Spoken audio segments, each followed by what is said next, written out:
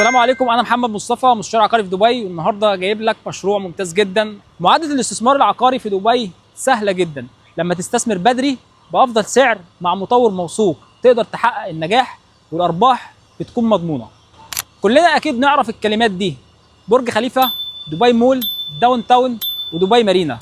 كلها اسماء كبيره بناها وطورها المطور الكبير اعمار، واللي اصبحت ايقونات للسكن والسياحه والاستثمار. المطور اللي بكلمك عليه هو المطور اعمار، هو مش مطور عادي، لا ده مطور شبه حكومي بينفذ جنب بجنب رؤيه وطموحات دبي في التطوير. وده بيضمن لك مع اعمار انك دخلت بدري قبل الجميع في الاستثمار وتحقق ارباح اعلى. وده هيوضح لك حاجه مهمه: رغم ان اعمار ما بيعملش استوديو لانه بيركز بس على الاستثمار ومتطلبات الاسره، وان اسعاره مش هي ارخص اسعار في السوق، الا ان المستثمرين الكبار دايما بيختاروه علشان الارباح عاليه والمخاطر تكاد تكون معدومه. وعشان كده الكلمه المعروفه دايما عن مشاريع اعمار هي سولد اوت، اتباع بالكامل، وده بيكون يوم الطرح. اعمار ليه حاليا في السوق اكتر من 15 كوميونتي وكلهم ناجحين. اعمار بيقدم لك افضل المواقع واسلوب حياه ممتع جدا، يعني قيمه كبيره امام سعر عادل بيضمن لك قيمه مستقبليه كبيره وعاليه. كوميونتي كبيره زي تلال الامارات، دبي هيلز ستيت، وزافالي كلها حققت ارباح تجاوزت ال 100%. وحاليا فرصتك في المشاريع اللي بنقدمها لك هنا تقدر تعيد نفس الارباح مع نفس المطور. اليوم بحكي لك عن الفرصه الذهبيه في دبي كريك هاربر اللي احنا موجودين فيها حاليا.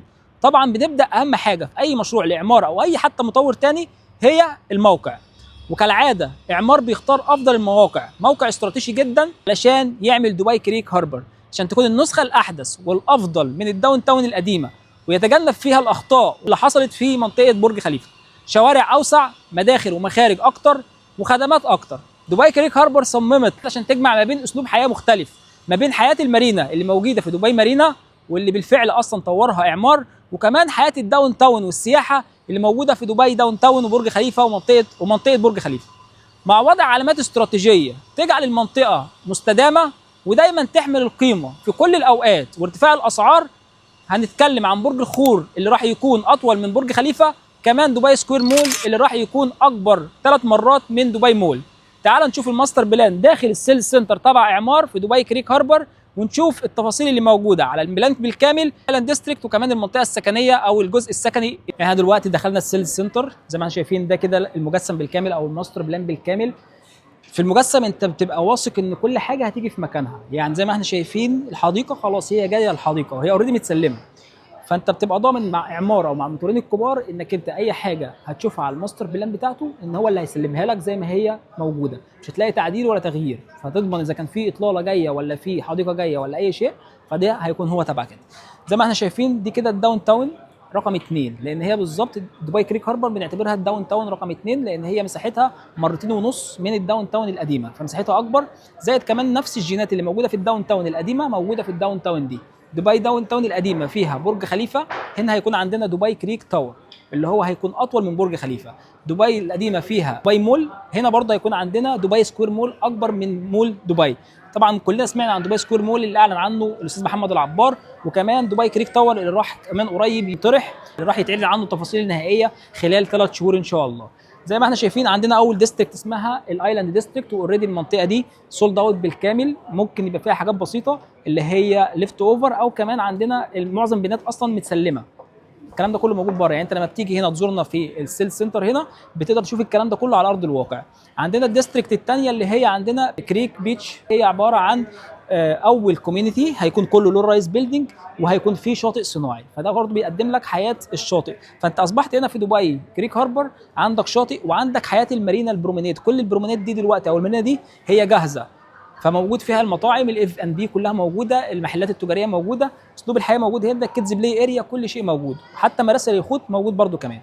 طيب الفرصه دلوقتي فين؟ الفرصه دلوقتي بنقول لك ان الكوميونتي ده هيجي فيه 3 احداث هيغيروا المعادله بالكامل.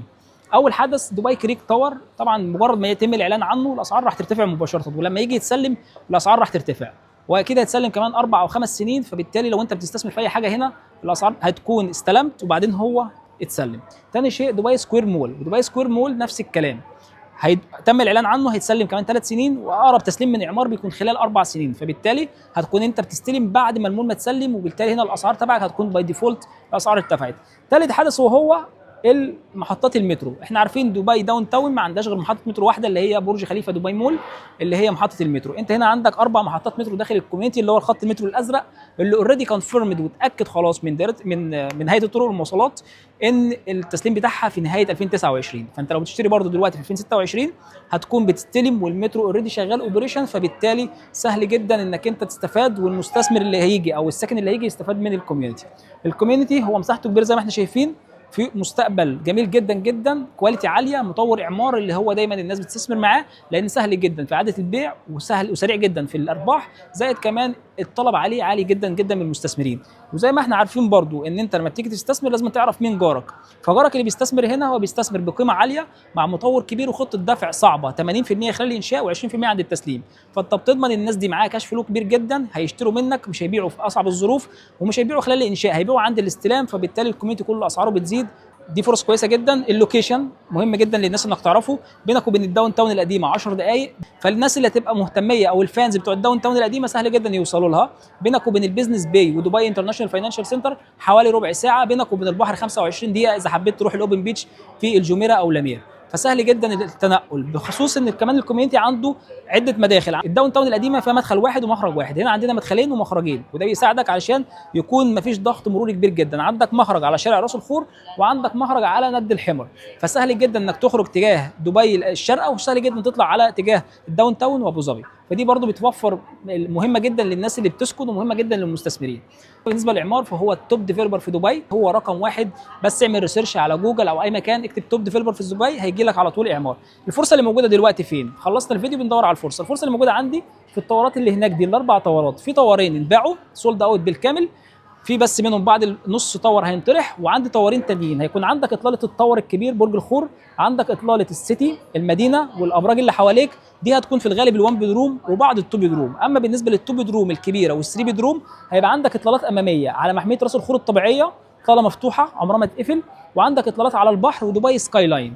في المستقبل المنطقه دي مش يعني خلال 3 أو 5 سنين مش راح يكون في افيلبل تاني داخل المنطقه، وبالتالي اسعارها دايما هتحافظ على الارتفاع، لان دي زي ما قلنا داون تاون، فدي فرصه انك تستثمر هنا في الداون تاون الجديده باسعار اقل من الداون تاون القديمه. سعر القدم هنا في حدود ال 2800 درهم، سعر الداون تاون القديمه حوالي 4000 درهم افريج، ممكن اقل حاجه بسيطه بس ممكن تزيد توصل ل 5000 درهم حسب المبنى. بس انت بتستثمر هنا داخل بانتري بوينت كويسه جدا زي ما قلنا في الاول، بدري في الاستثمار، تستثمر مع مطور كبير وبرايم لوكيشن، زائد كمان عندك نقط قويه جدا تخلي العقار بتاعك سعره يزيد زي ما اتكلمنا في دبي، في المول دبي سكوير مول ودبي كريك تاور وخط المترو.